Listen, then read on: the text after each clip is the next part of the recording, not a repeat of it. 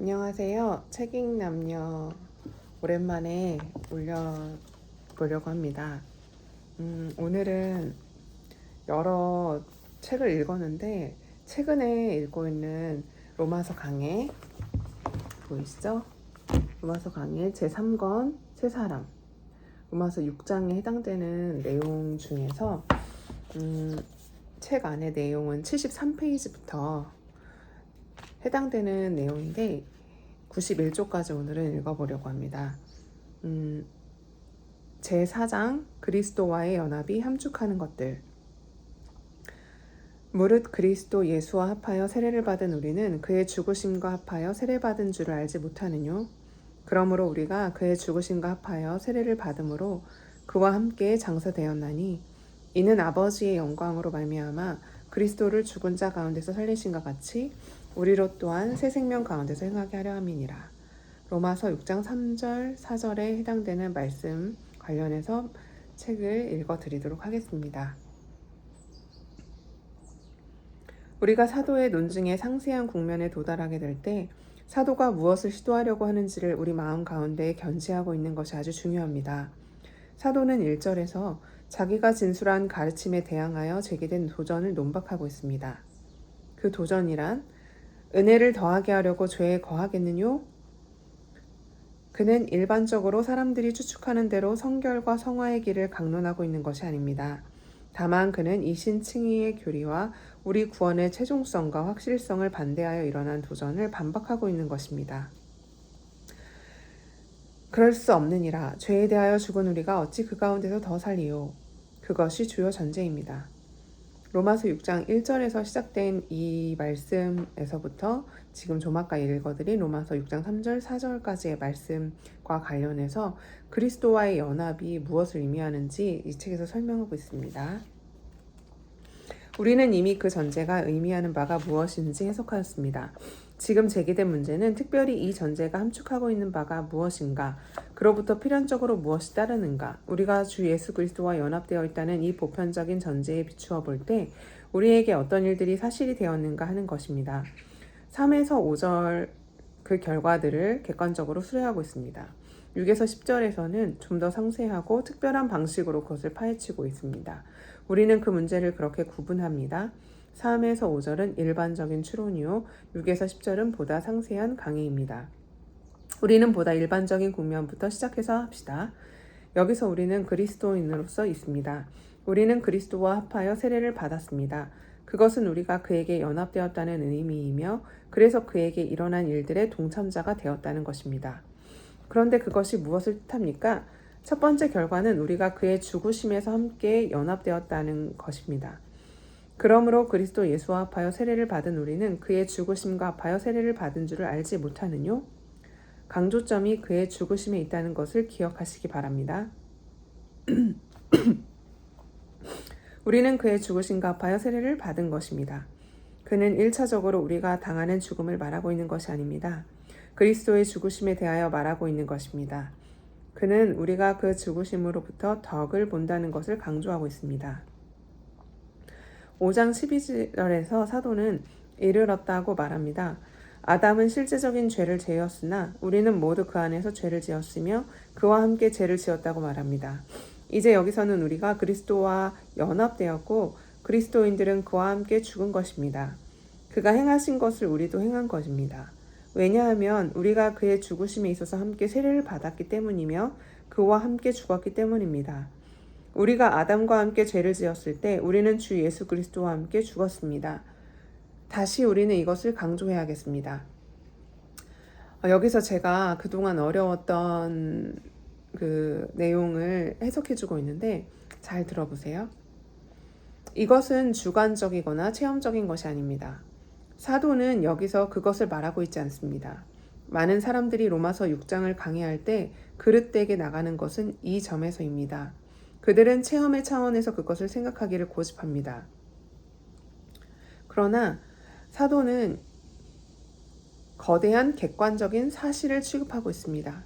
여기서의 문제는 우리가 느끼는 문제가 아니라 우리의 것이 되어진 것이 문제입니다. 우리가 아담 안에서 죄를 지었던 것과 같이 우리에게 기정사실화된 것을 말하고 있는 것입니다. 여러분은 아담 안에서 여러분이 죄를 지었다는 것을 느끼지 못합니다.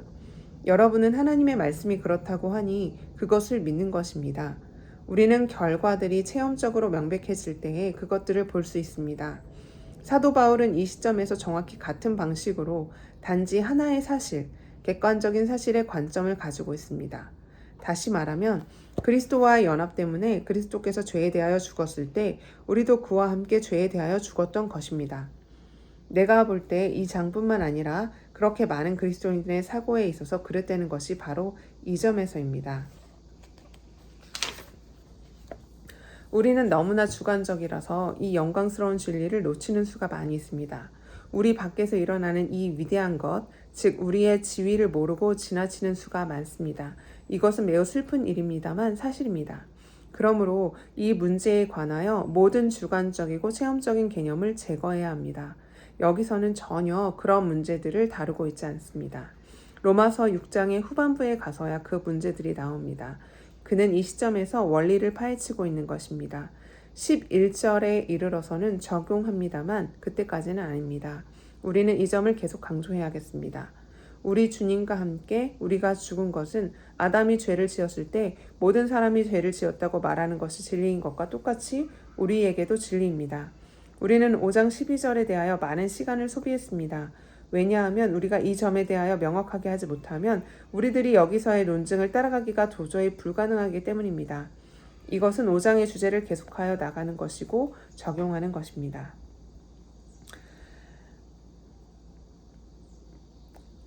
중간에 제가 필요하지 않은 것들은 좀 지나가고 제가 연결해서 읽어보겠습니다.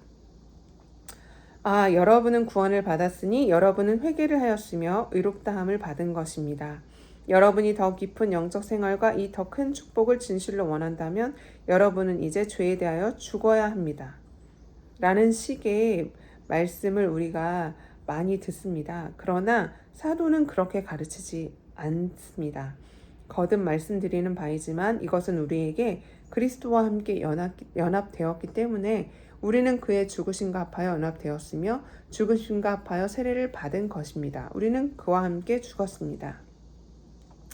더 이상 죄에 대하여 죽어야 한다라는 말은 옳지 않다라는 의미를 계속 말해주고 있습니다. 또한 그것은 우리가 어느 형태로든지 성취해야 할 것도 아닙니다.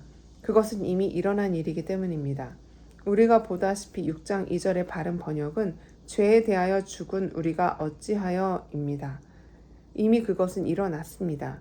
그는 죄에 대하여 죽었으며 그가 죽을 때 우리도 죽었습니다. 이것이 논증의 전체의 요점입니다.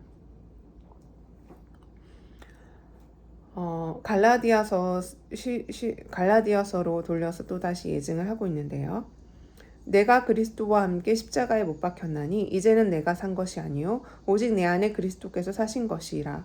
이제 내가 육체 가운데 사는 것은 나를 사랑하사 나를 위하여 자기 몸을 버리신 하나님의 아들을 믿는 믿음 안에서 사는 것이니라. 이 구절은 성결과 성화를 관심 있게 가르치는 회합이나 집회에서 아주 흔하게 사용되는 진술입니다. 그러나 이 구절의 문맥을 보면 사도가 여기서 칭의 밖에는 다루지 않고 있다는 것을 발견합니다. 그것은 베드로나 바나바가 방황하였던 칭의에 관한 사도의 논증을 요약한 것입니다. 바울은 갈라디아서 2장에서 칭의 외에 아무것도 다루고 있지 않습니다. 그런데도 일반적으로는 성화와 관련하여 이 구절을 사용하게 된다는 것입니다. 대중적인 가르침이 이러합니다. 너는 구원받았으니 감사를 드리는 것이 문제이다. 그러나 네가 삶 가운데서 승리를 얻지 못하고 그리스도인의 생활에 충만한 체험을 하고 있지 못하다. 너는 제2단계로 들어가기까지 그리스도와 함께 십자가에 못 박기까지 그리스도인 생활의 충만한 축복을 체험하지는 못한다. 그리스도께서 너를 위하여 십자가에 못 박혀 죽으셨다. 너는 그것을 이해한다. 그러나 내가 그리스도인의 충만한 삶에 이르기 위해서는 그리스도와 함께 죽어야 한다는 것을 이때까지 내가 모르고 있었다. 그래서 그들은 여러분이 우리 성화의 일부로서 그리스도와 함께 죽으라고 강권을 합니다. 이것은 바울이 말하고 있는 것을 완전히 잘못 이해하고 있는 것입니다. 바울은 어떤 비상한 성자나 두 번째 단계에 이른 어떤 사람에 대해서 말하고 있지 않습니다. 그는 칭의에 관하여 말하고 있는 것입니다. 그는 모든 그리스도인들은 그리스도와 함께 십자가에 못 박혔음과 이것을 떠나서는 그리스도인이 될 수가 없음을 말하고 있습니다. 여기 로마서 6장에서 가르쳐지고 있는 교훈과 정확히 같은 것입니다. 사도의 진술은 그러한 성화와는 하등의 관계를 가지고 있지 않습니다. 사도의 진술은 순전히 모든 그리스도인에게 사실화된 것의 문제, 다시 말하면 그리스도인의 칭의의 국면을 다루고 있는 것입니다.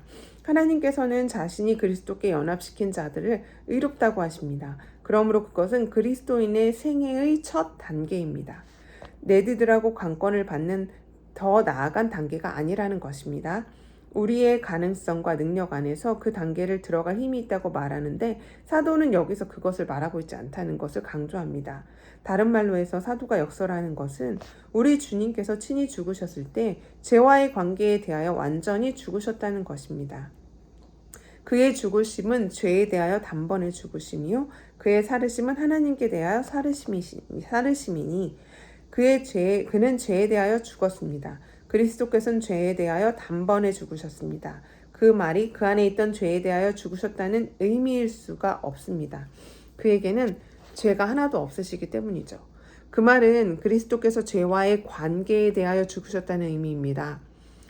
그가 세상에 오신 것은 인류를 구원하기 위하여입니다. 그것은 자신이 친히 율법과 죄에 대하여 관계를 가지셨다고 하는 것을 뜻하기도 하는 거죠.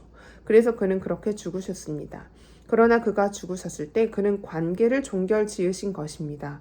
그러므로 바울이 여기서 말하고 있는 것은 주 예수께서 죽으셨을 때 죄의 체계와 영역과 통치에 대하여 영단번에 죽으셨다는 것입니다. 또한 우리도 역시 죄의 체계와 영역과 통치에 대하여 그리스도께서 죽으실 때 같이 죽었다는 것입니다.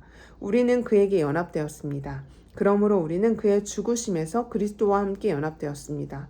그의 죽으심은 죄의 체계와 관계와 통치에 대한 관계를 끝내심을 의미합니다. 그러므로 우리도 죄의 체계와 관계와 통치에 대하여 죽은 것입니다. 바울은 여기서 우리가 어떻게 해서 죄의 통치와 세력에 대하여 죽었는가 하는 것을 증명하고 있습니다. 바로 그리스도와 연합된 결과라고 그는 말하고 있는 것이고요.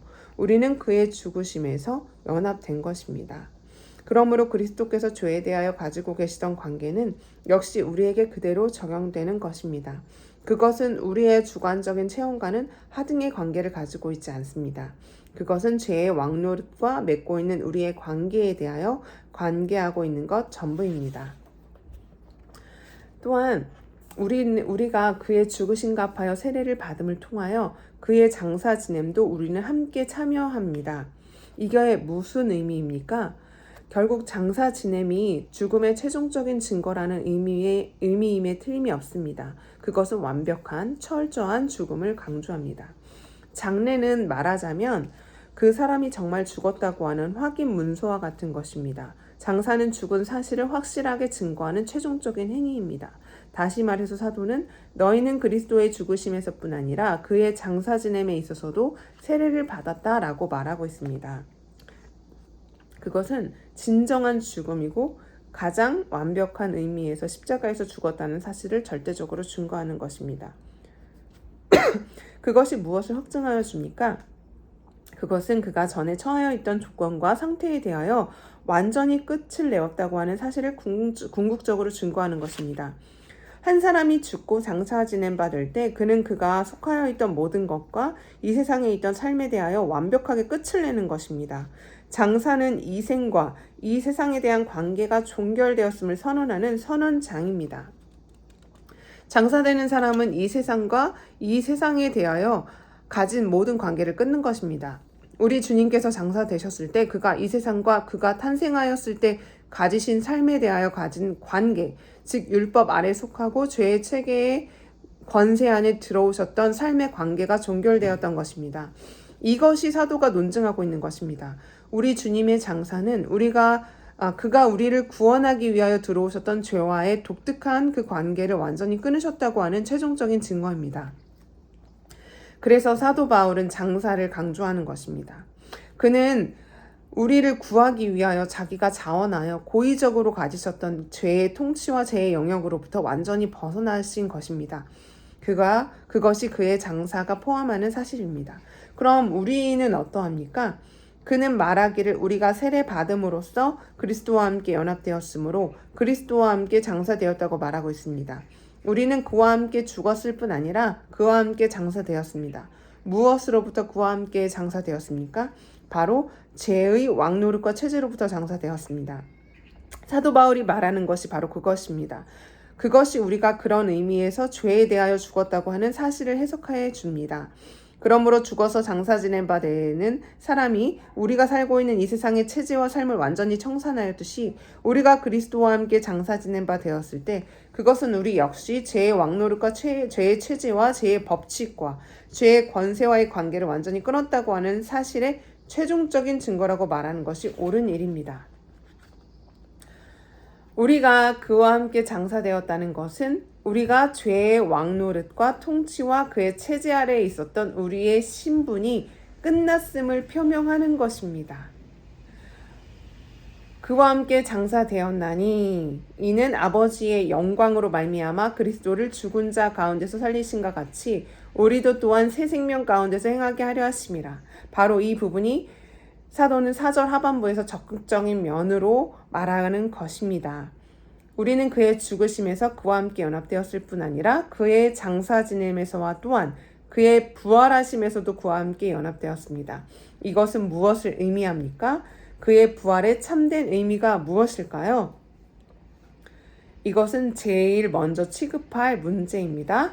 주관적인 체험의 국면은 제거하십시오. 여기서 다시 우리는 속죄의 교리를 숙고하고 있지 않습니다. 우리는 이미 이 일을 하였고요. 이제 우리는 그의 부활이 그리스도 자신에게 무엇을 의미하는 것인지를 특별하게 숙고하고 있는 것입니다. 사도가 관심을 기울이는 첫 번째 문제는 그것이 일어난 방식입니다.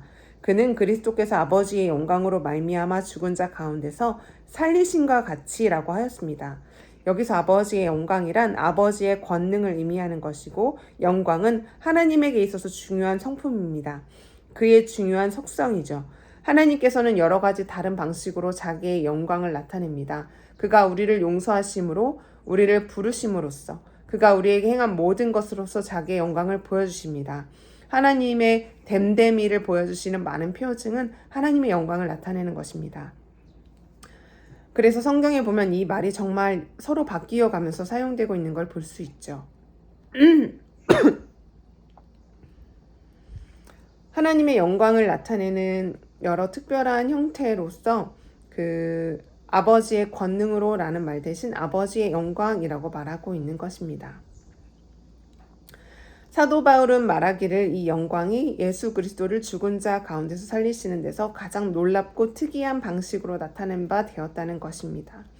사도는 이걸 말하기를 굉장히 좋아합니다.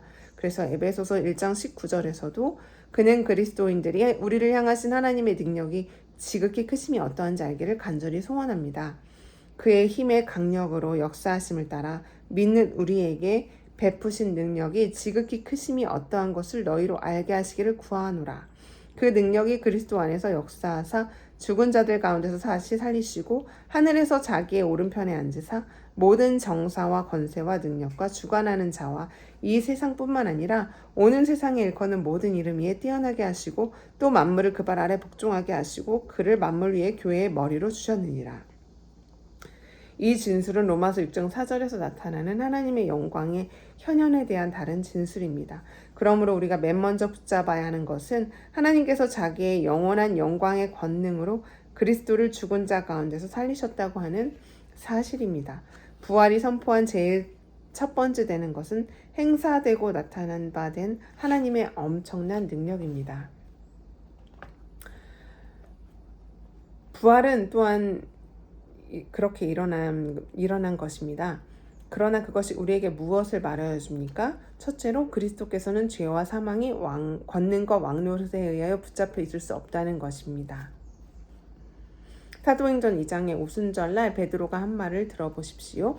하나님께서 사망의 고통을 풀어 살리셨으니 이는 그가 사망에서 매여 있을 수 없음이라. 사망은 엄청난 힘입니다. 그리고 죄의 권능을 가장 최고조로 나타내는 것이죠. 죄가 사망 안에서 왕노릇한 것 같이라는 로마서 5장 21절 말씀처럼 그것은 엄청난 힘이고 속박하는 힘이고 붙잡는 강력입니다. 사람의 힘을 사망의 힘에 비교한다면 사람의 힘은 아무것도 아닙니다. 그러나 베드로의 말과 같이 하나님께서는 사망의 고통을 푸시고 그리스도를 살리셨습니다. 사망과 무덤과 지옥의 권세를 이길 수 있는 하나님의 이 영광스러운 능력이 발동한 것입니다. 사망이 그를 붙잡아 맬 수 없는 것이 그는 사람이 아니고 거룩하신 하나님이었기 때문입니다. 은혜의 통치와 은혜의 권능을 나타낸 바 되었고 그리스도는 살아나셨습니다. 죄의 왕노릇이 패해진 것이 공포된 것입니다.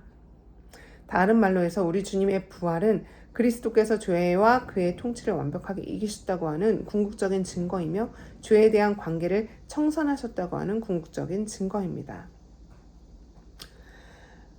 우리 주님은 그가 들어가셨던 체제 밖으로 나오셨을 뿐만 아니라 그는 다른 체제, 새 영역, 새 관계를 향하여 살아나신 것입니다. 사도가 여기서 새 생명이라고 부르는 것이 바로 그것입니다. 그의 살으심은 하나님께 대하여 살으심이니 이것이 바로 우리가 그처럼 절실하게 갈구하는 자유와 확신과 모든 것을 제공하여 주는 것입니다.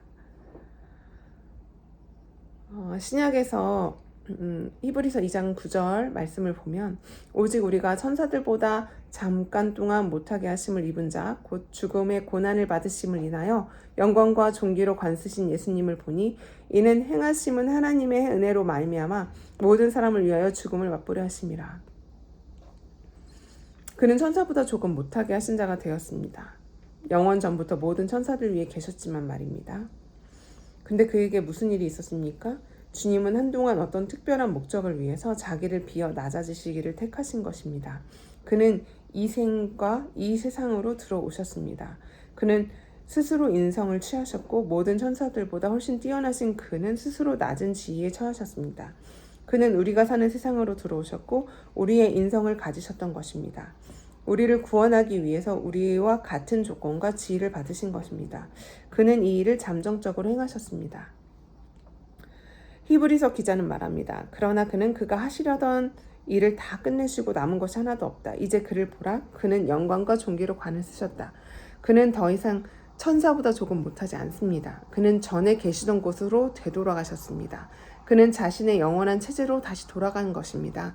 그는 잠깐 동안 우리의 구원을 완성하시겠다는 특별한 목표로 자원하여 들어오셨던 이 체제 밖으로 나가신 것입니다. 바로 그 점이 여기서 사도 바울이 말하고 있는 것입니다. 율법을 주신 자가 스스로 율법 아래 들어오셨고 그는 이제 율법 아래 있고 율법에 복종해야 하는 체제로 들어오셨던 것입니다. 왜 그러셨냐면 여러분과 제가 살고 있는 이 체제 속에서 일부러 오신 것입니다. 이 체제는 제가 왕노릇하는 체제고 율법의 체제입니다. 그래서 그는 거기로 들어오신 것입니다. 스스로 그 아래 처하신 것입니다. 바로 우리를 구원하시기 위해서 말이죠. 그러나 그것은 오직 잠정적인 관계였습니다. 부활이 우리들에게 말하는 바는 그가 취하신 죄와 율법에 대한 그 잠정적인 관계, 우리의 구원을 위하여 들어오셨던 이 체제가 이제 끝이 났다는 것입니다. 그는 거기에서 벗어났고 그것에 대하여 죽었습니다. 그는 그것에 대하여 장사 지낸 바 되었고 다른 측면으로 살아나셨습니다. 그는 더 이상 그 체제에 계시지 않았습니다. 9절과 10절이 강조하듯이 그의 죄의 체제와 통치와 왕노릇에 대하여 가지는 관계는 영원히 단번에 사라져 버렸습니다. 그리스도의 부활은 그의 죽음 전에 처했던 모든 것이 끝이 났음을 선포하는 것입니다. 부활로 말미암아 그는 이제 더 이상 율법 아래 있지 않습니다. 그는 죄와 사망의 법과 완전히 관계를 끊었습니다.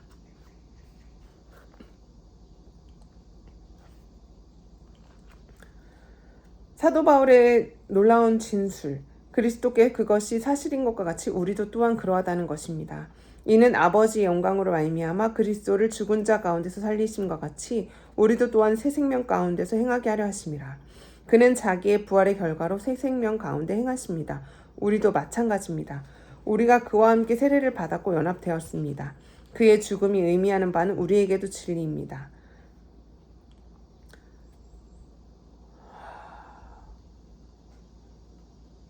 다시 그리스도를 죽은 자 가운데서 살리신 그 힘이 아담의 범죄와 죄의 왕노릇 때문에 우리가 들어갔던 죄와 사망 가운데서 우리를 살리신 능력이라는 것을 기억하시면 되겠습니다. 누구든지 그리스도 안에 있으면 새로운 피조물이라. 이전 것은 지나갔으니 보라 새 것이 되었도다. 우리의 시민권은 하늘에 있다고 빌립보서 3장 20절에서 말하고 있습니다. 그것은 되어질 것이 아닙니다. 이미 현재 되어져 있습니다. 우리는 이 세상에서 이방인이 된 것입니다. 우리는 하늘의 시민이고 고향을 떠나 있습니다. 우리의 시민권은 하늘에 있습니다. 우리는 하늘의 정책에 속해 있습니다. 이 세상의 정책에 들지 않습니다. 우리는 더 이상 율법 아래 있지 않습니다. 죄의 왕노릇 안에 있지도 않습니다. 우리는 그것과 영원히 관계를 끊었습니다. 우리는 그리스도 예수와 함께 보좌에 앉은 바 되었습니다. 너희는 더 이상 죄의 통치와 죄의 체계에 대하여 하등의 관계를 가지고 있지 않다. 이것이 우리에게 사실이라면 어찌하여 우리가 그 가운데 더 거하겠습니까? 믿는 우리를 향한 이 지극히 큰 능력과 이미 우리 안에 역사한 부활의 능력으로 패해진 죄의 통치와 왕노릇이 다시 우리를 사로잡을 수는 결코 없는 것입니다. 우리는 죄의 삶을 살게끔 허락되어 있지 않은 것입니다. 그래서 사도는 14절에서 죄가 너희를 주장치 못할 것이라고 합니다. 그것은 우리가 이 세례의 결과 그리스도와 연합되었기 때문에 그의 죽음뿐 아니라 그의 부활에 있어서도 그리스도와 함께 동참합니다. 우리는 새 생명 가운데로 들어간 것입니다. 그리스도와의 연합이 함축하는 것들은 곧 우리가 어떤 신분인가, 우리가 지위가 어떻게 되는가를 다시 재정립해주는 말씀이라고 볼 수 있겠습니다. 이 말씀을 계속해서 강해한 이 칼빈의 말씀을 그 다음 해에도 또 말씀을 같이 읽어보도록 하겠습니다. 제가 읽은 오늘 부분도 다시 여러 번 들어보시면서 내가 어떤 사람인가, 현재 우리의 위치가 어떤 위치인가, 내가 누구인가를 아는 것은 그리스도인에게 있어서 죄와 싸우는데 가장 강력한 힘이 될 거라 여겨져서 한번 다시 읽어보고 여러분에게도 도움이 되었으면 좋겠습니다. 다음에 만나요.